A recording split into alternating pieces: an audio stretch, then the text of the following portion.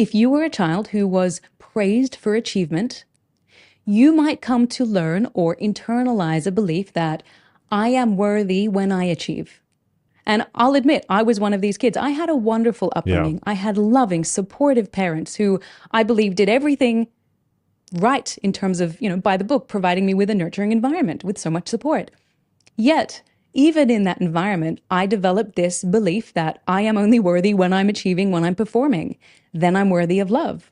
And so I've internalized that, and it's become this ongoing challenge where I'm so attached to my work and deliverables and achievements because my past self is repeating that story. My future self is saying, okay, you're only worthy of your achievements. My present self then says, okay, I need to keep achieving. What's next? Get the master's, get the PhD, write the book. And it's not a way to live. And a lot of people experience this. So it takes this bird's eye view where we need to lift ourselves up and recognize how ourselves, our identity is playing out so that we can start to question, not accept, but question what's really going on. Do I need to accept this story that's being told? Can I change the story? Can I rewrite it? And fascinatingly, when we look at some of the research in the narrative identity space, what researchers have found, so Dr. Dan McAdams is the prime researcher, pioneering researcher in this space, they found that we can actually go in and edit our story.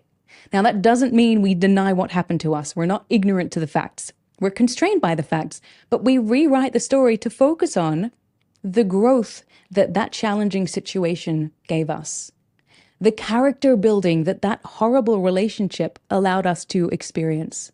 And so we actively go in and redefine these things as being opportunities for growth. And then our future self starts to recognize, hey, we're capable of growth. We're capable of not repeating the challenges of the past, and we're capable of writing a new future. And then present self suddenly feels more hopeful and more empowered. I personally find that idea of the past self, present self, future self fascinating because I actually wasn't even aware of it. 2 or 3 months ago, I came across this through some of the research I was doing with my PhD, and things just really fell into place. Is that something that resonates with you in your experience? Yeah, it does. I'm thinking of, and by the way, so when growing up, I wasn't allowed to watch the TV show The Simpsons. So my, parents said, yeah, you can't watch that. Bart doesn't behave well and whatever. So, but there's this great clip in The Simpsons where Marge, and I was watching this on a psychology lecture, and she says to him, he's about to drink a bottle of vodka, and she says, Homer, she said, why don't you go play with the kids? You're going to feel terrible tomorrow.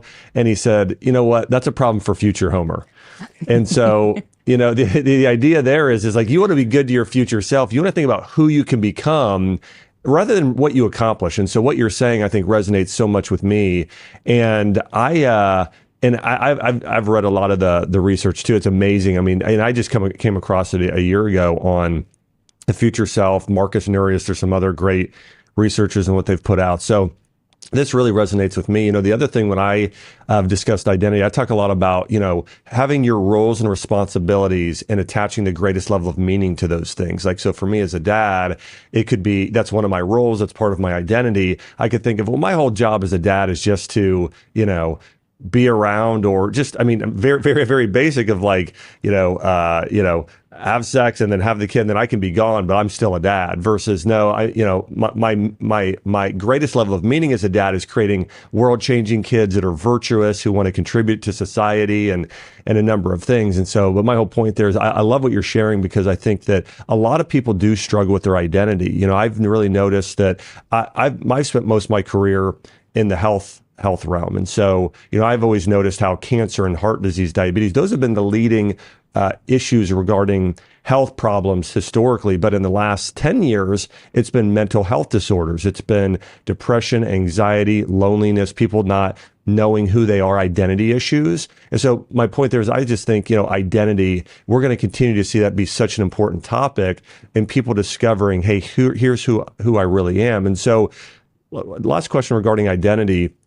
How can people, and by the way, I love the practice you mentioned because I think it's so powerful, retelling your narrative and your story, because many people are retelling their story as the victim versus you could sort of switch it and say, well, what are more of the heroic qualities in terms of, me being the Harry Potter or the whoever of the situation and overcoming the obstacles in life? So I think that's so powerful.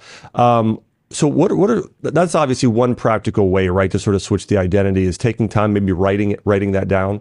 Absolutely. There's a few others that I found are particularly helpful. So one of them is what I call the to-be list.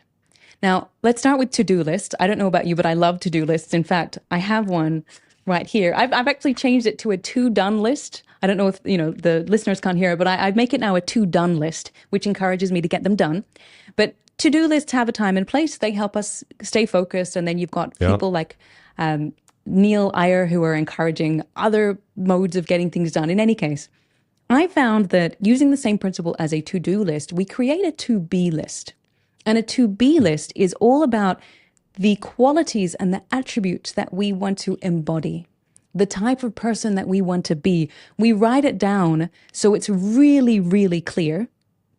And then we think about what kind of behaviors do I need to be embodying today to help me be that kind of person. And it can be a really empowering experience because, again, it takes us away from the role, the title, the outcome, and it's about the behavior. And I love it because it ties into what Adam Grant has talked a lot about in his most recent book, Hidden Potential, which I highly recommend. He talks about the importance of character strengths, moving away from hard strengths and really tapping into these strengths of character, these strengths of virtue in all of us: patience, love, kindness, service, integrity.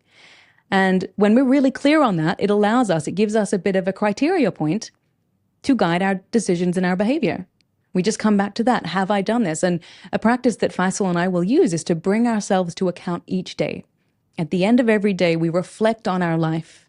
We reflect on the day. Did I make someone smile? Is there something I could have done better? And the fact is, yes, there's always something you could have done better.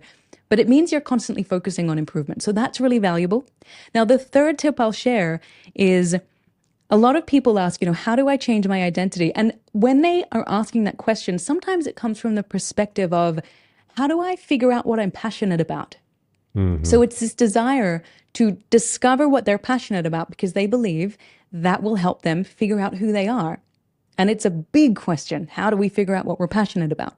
One of the best pieces of guidance I've come across, and I can't remember who said it, but it's to pay attention to what you pay attention to. Pay attention to what you pay attention to. What do you naturally lean into? What conversations do you naturally find more engaging? What YouTube videos do you find yourself watching? What pieces of information pique your interest? And this can be a really easier way to approach this very big question of find out what your passion is. It's just pay attention to those moments, those little sparks. And then start to pick up on when the spark is happening, spend more time there, nurture that spark till it becomes a flame, and you might have just discovered something you can be really passionate about. I think that's a useful piece of guidance because that can also help tie into your identity, because our identity is often closely linked to the person we want to be, which is tied to the things that we're passionate about, which is linked to what we think is possible for us. So all these things really just interconnect. Hey, if you liked this, then watch my full episode right here.